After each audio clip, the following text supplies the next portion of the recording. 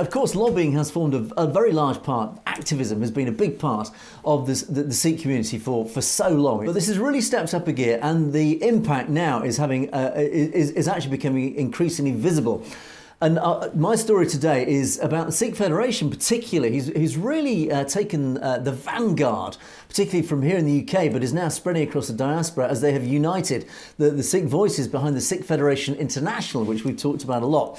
And so I want to cover the ground that's been gained over recent weeks even here in the UK, which is now starting to spread out a little bit more widely across the globe.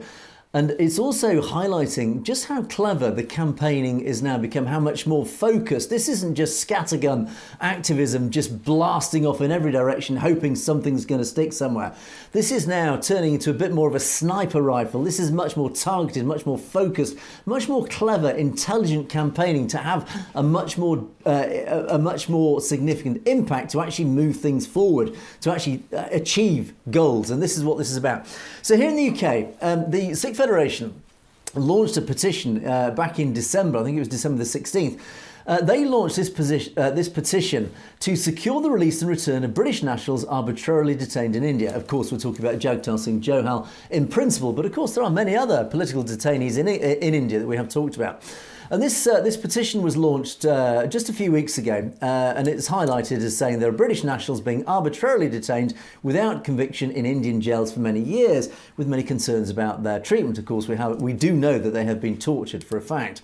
So this petition is to petition the UK government to secure the release of all British nationals that are arbitrarily detained and return them to the UK. And there are others actually across, I think in Iran and other nations, and Egypt, we do have British citizens detained arbitrarily. But Jagtar Singh Johal is the one particularly of relevance to our community.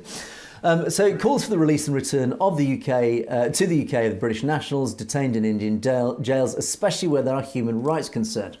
Now, this petition was launched. It's got 4,000 signatures so far. If you are in the UK and you're a UK citizen, please do sign this petition. Please do lend your support. It's really important. This petition is highlighted and goes wide.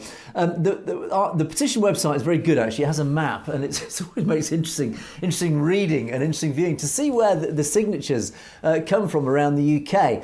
And it's actually a very good geographical spread. Unsurprisingly, it's the Sikh diaspora regions that obviously feature heavy. The dark red colours are where most signatures have come from. They, of course, do reflect the areas with the highest Sikh population in the UK, around west of London, in the Midlands, particularly Birmingham, Leicester, those sorts of areas.